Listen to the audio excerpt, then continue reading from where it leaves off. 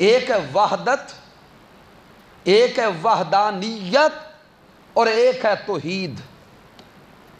ابھی تک جو سارا کچھ ہم نے سمجھا ہے وہ وحدانیت تک سمجھا ہے۔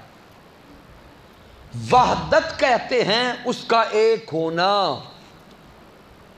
وحدت کہتے ہیں اللہ کا ایک ہونا، لیکن جب اس کی اکائی، اس کی وحدت انسان کے تصورات تک پہنچ جائے تو وحدانیت ہو گئی۔ یعنی انسان کی سوچ تک، تصور تک، تخیل تک رب کائنات کا ایک ہونا پہنچ گیا تو یہ وحدانیت ہو گئی۔ اب اللہ رب العزت کا ایک ہونا ہمارے ذہنوں تک کئی راستوں سے آ سکتا ہے۔ مثال کے طور پہ آج کا دور سائنس کا دور ہے۔ اس سائنس کے دور میں سائنٹسٹ جب تحقیق کرتا ہے، ریسرچ کرتا ہے، تو سائنس کے ذریعے ریسرچ کرتا کرتا اگر کسی سائنسدان کا ذہن اس نتیجے تک پہنچ جائے کہ اللہ ایک ہے، اس نے بھی وحدانیت کو پا لیا ہے، وحدانیت کو پا لیا ہے۔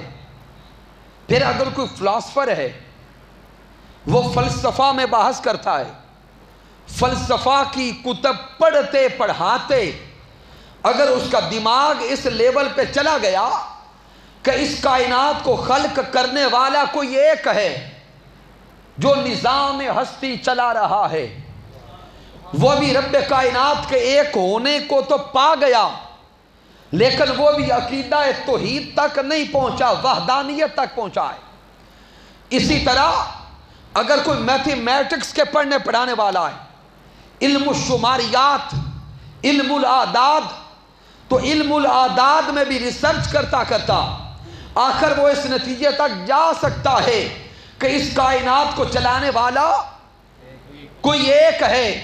ان سارے کے سارے علوم کو دیکھتے جائیں، کوئی کمپیوٹر سائنسز کا پڑھنے والا، کوئی باٹنی کا پڑھنے والا، زوالوجی کا پڑھنے والا، میڈیکل سائنس کا پڑھنے والا، جب اللہ رب العزت شرح صدر عطا کرتا ہے، آخر کار وہ ریسرچ کرتا کرتا سوچتا سوچتا اس سوچ تک چلا گیا کہ اس کائنات کو وجود بخشنے والا، کائنات کو فروغ دینے والا، کائنات کو بنانے والا، کائنات کو چلانے والا کوئی ایک ہے۔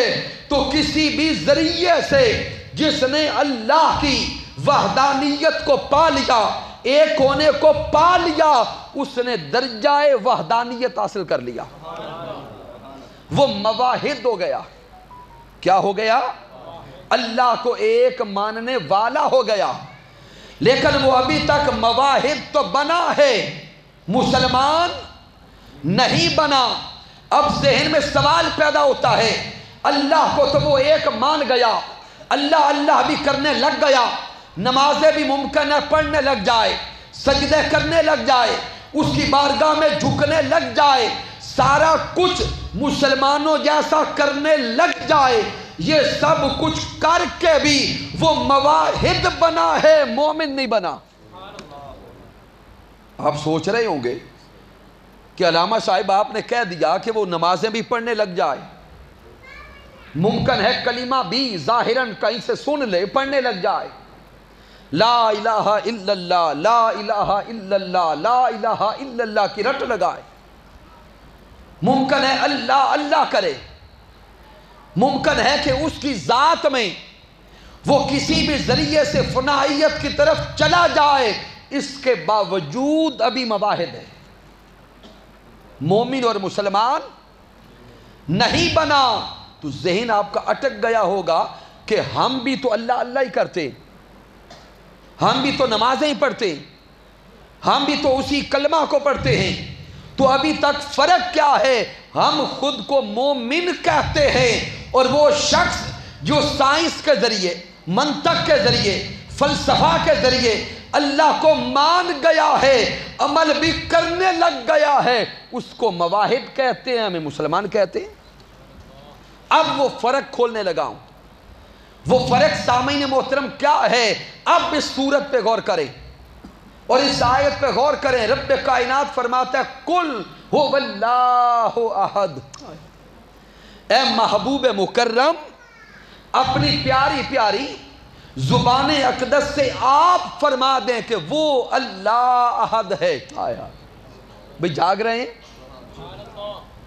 رب کائنات محبوب مکرم کو فرماتا ہے اے میرے حبیب، اپنی زبان اقدس کو جنبش میں لا۔ اے میرے محبوب، زبان اقدس کو حرکت دے، اور اے میرے پیارے مصطفیٰ، اپنی زبان اقدس سے میرے بندوں کو تو بتا دے کہ میں احد ہوں، میں یکتا ہوں، میں الصمد ہوں، بے نیاز ہوں، کفوا احد ہوں۔ رب کائنات نے جب اپنا تعارف کروانا چاہا، خود نہیں کروایا، اپنا تعارف بھی زبان محمد مصطفیٰ سے کروایا۔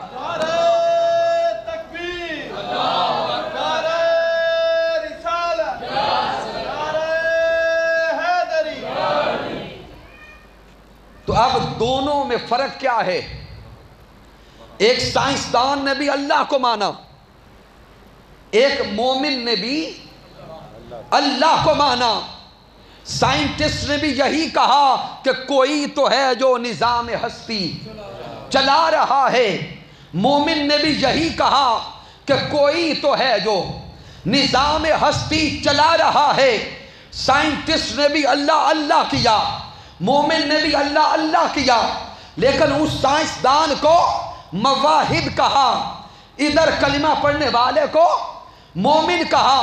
فرق یہ ہے، اس نے اللہ کو پہچانا، اس نے پہچانا سائنس کے ذریعے، منطق کے ذریعے، فلسفہ کے ذریعے، وہ مومن نہ بن سکا۔ اور ادھر ہم نے رب کائنات کو پہچانا زبان مصطفیٰ کے ذریعے، ذات مصطفیٰ کے ذریعے۔ مومن وہ بنتا ہے جو پہلے مصطفیٰ کو مانے، مصطفیٰ کو مان کے خدا کو مانے تو مسلمان ہو گیا۔ تو سامعین محترم، یہ راز تھا۔ اب عقیدہ توحید آ گیا، اب عقیدہ توحید سمجھ آ گیا کہ توحید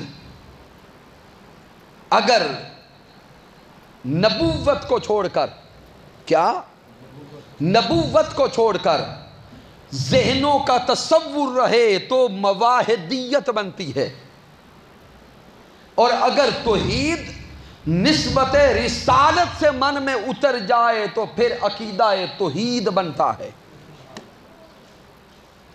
اب چونکہ توحید پر جو بنیادی باتیں تھیں انہی کو اگر میں آگے بڑھاؤں تو میرا خیال ہے کہ وہ فلسفہ ہے، بڑا مشکل ہو جائے گا۔ اب اسی نقطے کو میں آگے بڑھاتا ہوں کہ نبوت کے ذریعے اللہ رب العزت کو ایک ماننا، یہ عقیدہ توحید کیسے بنتا ہے؟ تو سامعین محترم غور کریں لفظ کل پر۔ کیا؟ لفظ کل، اس کل کے اندر نبوت و رسالت چھپی ہے۔ کیا؟ نبوت و رسالت چھپی ہے۔ اس کا ظاہری معنی تو ہے محبوب آپ فرما دیں اور میرا تعارف کروا دیں۔ ذہن میں سوال پیدا ہوتا ہے، مولا کن کو تیرا تعارف کروانا ہے؟ تو اللہ فرماتا ہے میرے بندوں کو۔ تعارف کس کا ہے؟ بولیں گے اللہ کا۔ کروانا کن کو ہے؟ اللہ کے بندوں کو۔ تو آقا علیہ السلام نے زبان حال سے عرض کیا ہوگا، مولا مالک تو، بندے تیرے، تو اپنے بندوں کو اپنا تعارف تو خود ہی کروا دے۔ اللہ کروا سکتا تھا یا نہیں؟ رب کائنات اگر اپنا تعارف ہمیں خود کروانا چاہتا، وہ صاحب قدرت ہے،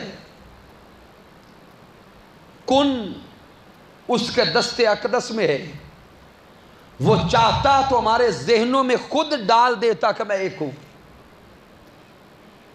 وہ چاہتا تو کسی فرشتے کے ہاتھوں خط بھجوا دیتا جس کو پڑھ کر ہم مان لیتے کہ اللہ ایک ہے، بھئی سینکڑوں راستے تھے، رب کائنات اپنا ایک کونا ہمیں سمجھا سکتا تھا، لیکن رب کائنات نے اور کوئی راستہ نہیں اپنایا، بلکہ فرمایا کل هو اللہ احد، اے میرے محبوب مکرم اپنی زبان اقدس کو تو جنبش دے، میرے بندوں کو میرا تعارف کروا دے کہ میں ایک ہوں۔ ذہن میں سوال پیدا ہوتا ہے، رب کائنات تو اپنا تعارف خود کیوں نہیں کرواتا؟ تو اللہ کا جواب آتا ہے، میرے بندو میں تمہیں اصول دینا چاہتا ہوں، تمہیں ضابطہ دینا چاہتا ہوں، تمہیں راستہ دینا چاہتا ہوں۔ جب میں رب ہو کر، خالق ہو کر، مالک ہو کر، تمام طاقتوں اور قدرتوں کا مالک ہو کر واسطہ مصطفیٰ کے بغیر تم سے کلام نہیں کرتا، اس لیے بندو تم ہوتے کون ہو میرے مصطفیٰ کو چھوڑ کے میری بارگاہ میں کلام کرنے والے؟ تکبیر، نعرہ رسالت، نعرہ حیدری۔ اور اللہ رب العزت نے قرآن مجید کے اندر یہی اصول اور اسلوب اپنایا ہے۔ اب سورۃ البقرہ کو پڑھیں، یہ سورۃ البقرہ کی آیہ کریمہ نمبر 133 ہے۔ رب کائنات نے حضرت یعقوب علیہ السلام کے وصال کے لمحے کو بیان کیا ہے۔ میرے اللہ نے ارشاد فرمایا ام کنتم شہداء اذ حضر یعقوب الموت، جب حضرت یعقوب علیہ السلام کی بارگاہ میں موت حاضر ہوئی، قرآن کے الفاظ پہ غور کرنا، ام کنتم شہداء اذ حضر یعقوب الموت، سمجھ آئی کہ جو خاص بندے ہوں ان کے پاس موت حاضر ہوتی ہے، ان کی بارگاہ میں موت حاضر ہوتی ہے۔ موت کا فرشتہ اور اجل ہماری طرف آئے تو پوچھنے کی ضرورت نہیں ہوتی، ہم تو خود روتے رہتے ہیں، ابھی چند لمحے دے دے، چند گھنٹے دے دے، میں یہ کام کر لوں، ہمارے پیچھے والے روتے رہ جاتے ہیں۔ لیکن جب اللہ کے ولی ہوں، صلحاء ہوں، زاہدین ہوں، عابدین ہوں، عاشقین ہوں اور انبیاء ہوں، ان کی بارگاہ میں جب موت آتی ہے وہ اجازت لے کے ان کی بارگاہ میں حاضر ہوتی ہے۔ اب ادھر موت حاضر تھی تو گویا الفاظ پہ غور کرنا، اذ قال لبنیہ ما تعبدون من بعدی، حضرت یعقوب علیہ السلام نے اس موت کی حاضری کے لمحے اپنے بیٹوں کو بلا لیا۔ اب پتہ نہیں کون کون یہ راز سمجھے گا، جب موت آ جائے تو کیا اتنی مہلت ہوتی ہے کہ بندہ اولاد سے دل کی باتیں کر لے؟ بولیں نہیں۔ اب قرآن کے الفاظ پہ غور کرنا، ادھر اللہ فرماتا ہے ام کنتم شہداء اذ حضر یعقوب الموت، موت حاضر ہے، اور دوسری طرف آگے فرماتا ہے اذ قال لبنیہ ما تعبدون من بعدی، حضرت یعقوب علیہ السلام اپنے بیٹوں کو بلا کر ان سے سوال کرتے ہیں، میرے بیٹوں بتاؤ میرے بعد عبادت کس کی کرو گے؟ اب سامعین توجہ طلب بات ہے، اللہ کے پیغمبر کے بیٹے ہیں، اور جب اللہ کے نبی کے بیٹوں سے پوچھا جائے عبادت کس کی کرو گے تو سادہ جواب کیا بنتا ہے؟ اللہ کی۔ اور وقت بھی جلدی والا ہے کہ موت سامنے کھڑی ہے، زیادہ لمبی باتیں کرنے کا وقت بھی نہیں ہے، تو جواب تو بڑا سادہ سا بنتا تھا کہ عبادت ہم اللہ کی کریں گے۔ لیکن اب جواب پہ غور کرنا، حضرت یعقوب علیہ السلام کے بیٹے جواب دینے لگے، قالوا نعبد الہک، اے والد محترم ہم آپ کے الہ کی عبادت کریں گے، یہ نہیں کہا کہ اللہ کی کریں گے۔ کیا عرض کرتے ہیں؟ قالوا نعبد الہک، وَإِلَٰهَ آبَائِكَ ابراہیم و اسماعیل و اسحاق. اب حضرت یعقوب علیہ السلام کے بیٹے تفصیل سے جواب دیتے ہیں کہ اے والد محترم، ہم آپ کے رب کی عبادت کریں گے، آپ کے آباء و اجداد کے رب کی عبادت کریں گے.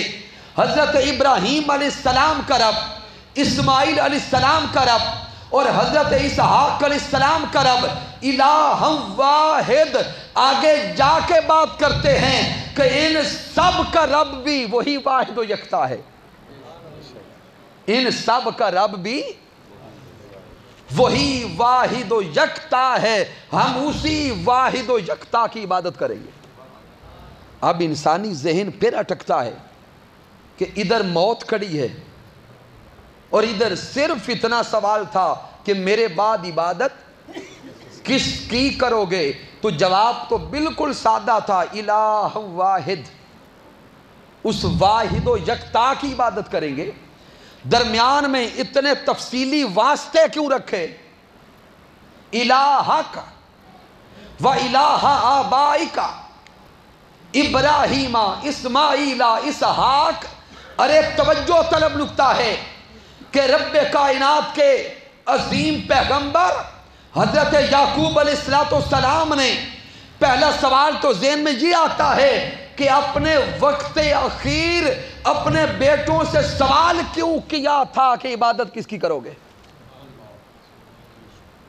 بھی توجہ طلب بات ہے. جو ہماری نسلیں ہیں آج ہم صدیوں بعد بیٹھے ہیں، جب ہم مرنے کے قریب جاتے ہیں اگر ہمارے بیٹے ہمارے ساتھ نمازیں پڑھتے ہوں، تلاوت کرتے ہوں، روزے رکھتے ہوں، تو آخری لمحے یہ سوال کرنے کی کیا ضرورت ہوتی ہے؟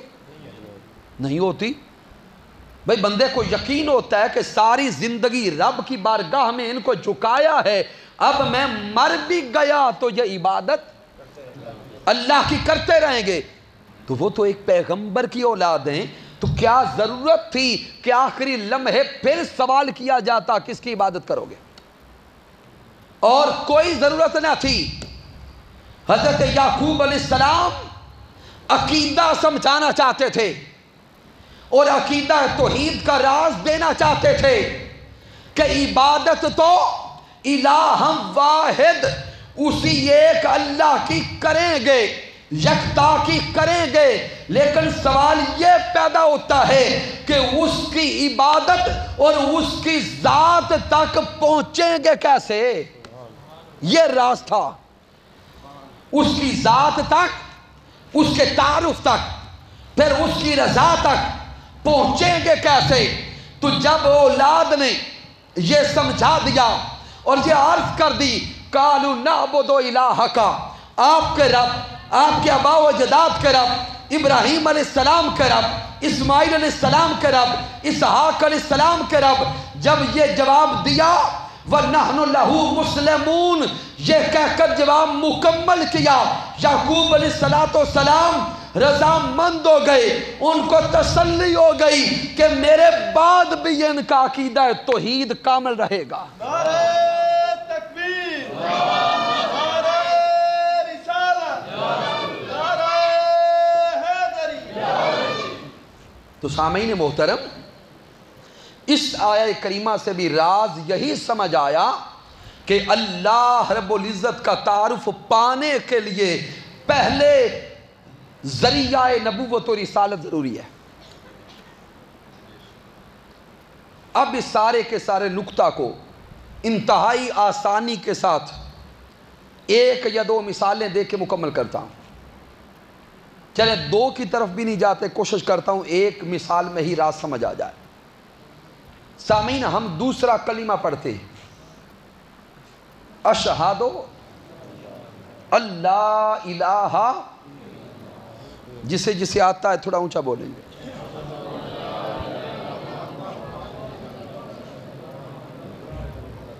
اب یہ جو کلمہ شہادت ہے، اس کے پہلے الفاظ پہ آپ کی توجہ چاہتا ہوں. اشہد اللہ الہ الا اللہ، میں گواہی دیتا ہوں کہ وہ اللہ ایک ہے، الہ ہے، معبود ہے، برحق ہے۔ اب سامعین محترم مجھے سوچ کے سوال کا جواب دیجیے گا، آپ میں سے کون کون گواہی دیتا ہے کہ وہ اللہ ایک ہے؟ ہاتھ کھڑا کر کے بتا، بس ہاتھ نیچے کر لیں۔ میرے ذہن میں تصوراتی موضوع کوئی اور تھا، لیکن حالات دیکھتے ہوئے میں اس طرف نکل آیا۔ اب سامعین محترم غور کریں کہ ہم سارے گواہی دیتے ہیں کہ اللہ واحد و یکتا ہے۔ اب مجھے بتائیں کہ گواہ ہوتا کون ہے؟ گواہ کی دو شرائط تو لازم ہیں، ایک وہ موقع پر موجود ہو، دوسرا واقعہ اپنی آنکھوں سے دیکھا ہو۔ چشم دید گواہ یا عینی شاہد، وہ بندہ بھی کامل گواہ نہیں بن سکتا جو نابینا ہو۔ یعنی موقع پہ تو ہے لیکن اس نے دیکھا ہی کچھ نہیں، کیا ہوا؟ کیا وہ گواہ بن جائے گا؟ نہیں، یہ دونوں شرائط ضروری ہیں، موجود بھی ہو اور دیکھا بھی ہو۔ اور جس نے واقعہ اپنی آنکھوں سے نہ دیکھا ہو، موقع پہ موجود نہ ہو، وہ عدالت میں چلا جائے گواہ بننے، تو کیا جج صاحب اس کی گواہی قبول کر لیں گے؟ بولیں گے نہیں کریں گے۔ یا چلے وہ جج کو تو نہیں بتاتا کہ میں موقع پہ تھا یا نہیں تھا، ویسے ہی گواہ بن کے چلا گیا، تو کیا وہ سچا گواہ ہوگا؟ جھوٹا گواہ ہے۔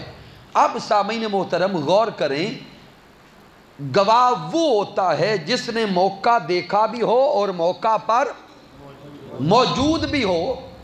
ہم سارے کے سارے گواہی دیتے ہیں کہ اللہ ایک ہے، وہ الصمد ہے، لم یلد ولم یولد ہے، اس کی ساری صفات خاصہ پر ہم سارے گواہی دیتے ہیں۔ اب کوئی ایسا گواہ بیٹھا ہے جس نے اپنی آنکھوں سے اللہ کو دیکھا ہے، وہ کھڑا ہو جائے۔ کوئی ہے ایسا بیٹھا ہوا؟ تو سامعین، جب دیکھا نہیں ہے اللہ کا کلام، کیا براہ راست آپ نے میں نے سنا ہے؟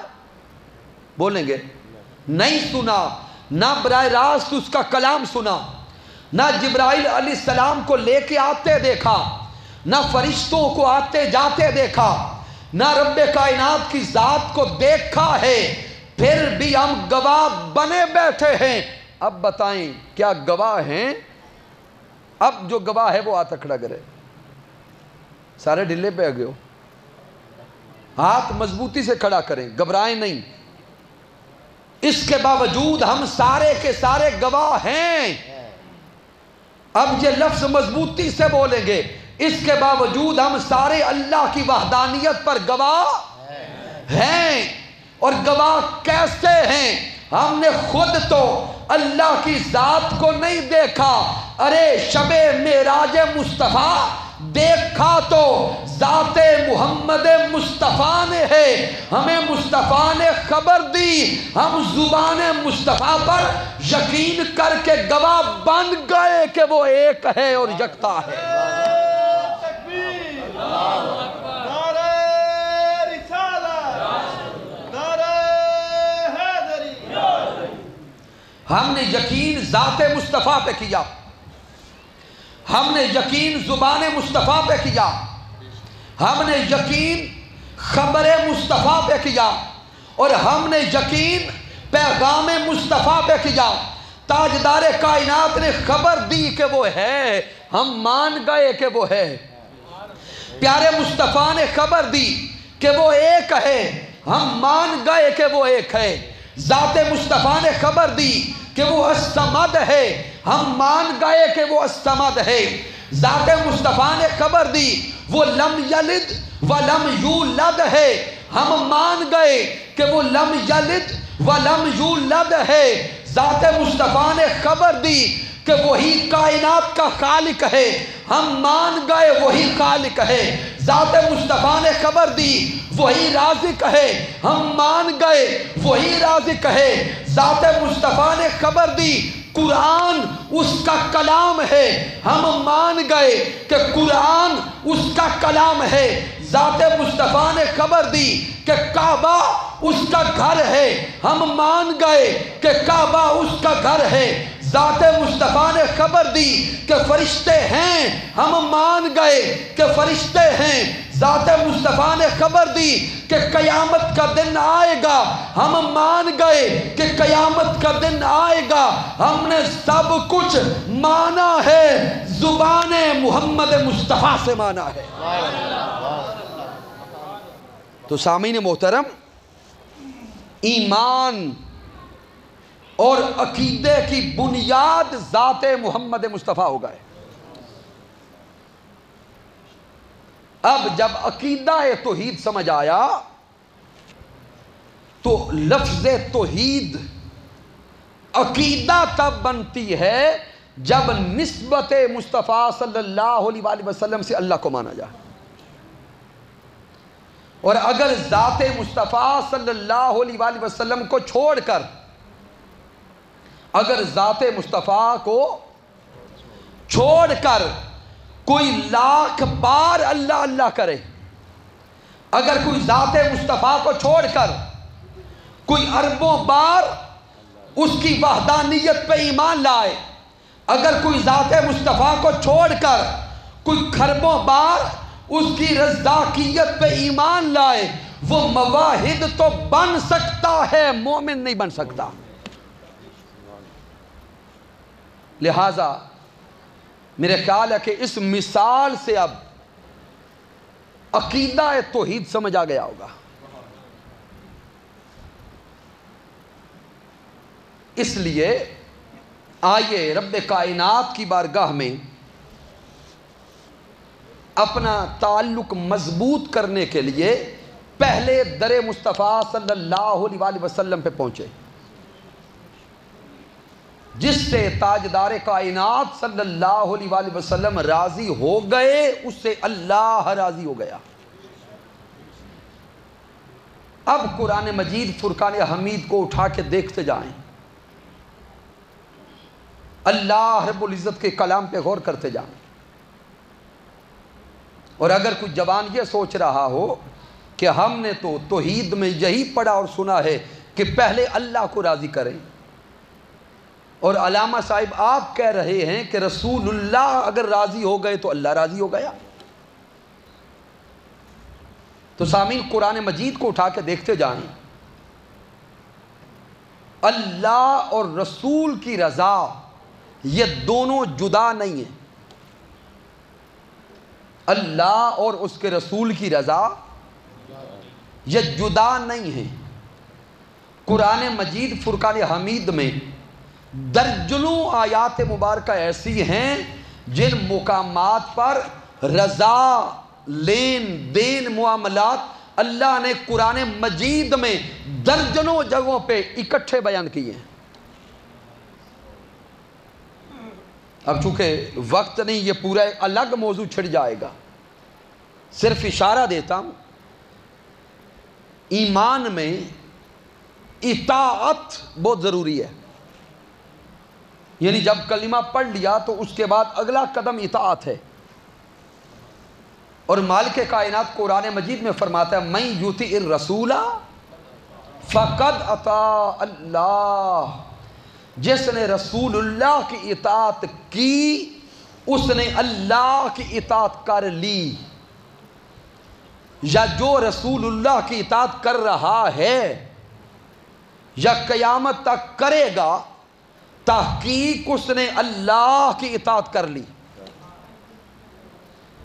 کہیں اللہ فرماتا ہے یا ایھا الذین آمنوا لا تقدموا بین یدی اللہ والرسول، اے ایمان والو اللہ اور اس کے رسول سے آگے نہ بڑھو۔ یہ جو تقدم ہے یہاں پر بھی اللہ اور اس کے رسول کو جوڑ دیا۔ کہیں اللہ فرماتا ہے اللہ والرسولہ احق ان یرضوہ، اللہ فرماتے ہیں اللہ اور اس کا رسول حقدار ہے کہ اس سے راضی کیا جائے۔ بس اسی جملے پہ میں اینڈ کرنے لگا ہوں۔ بات جہاں سے چلی تھی کہ جس نے رسول اللہ کو راضی کر لیا اس نے اللہ کو راضی کر لیا۔ اب قرآن مجید کی اس آیت میں اللہ خود فرماتا ہے اللہ اور اس کا رسول حقدار ہے کہ اس سے راضی کیا جائے۔ ضمیر واحد آ گئی اور ضمیر واحد یہی سمجھا رہی ہے اگر رسول اللہ تم سے راضی ہو گئے تو اللہ تم سے راضی ہو گیا، اللہ تم سے راضی ہو گیا۔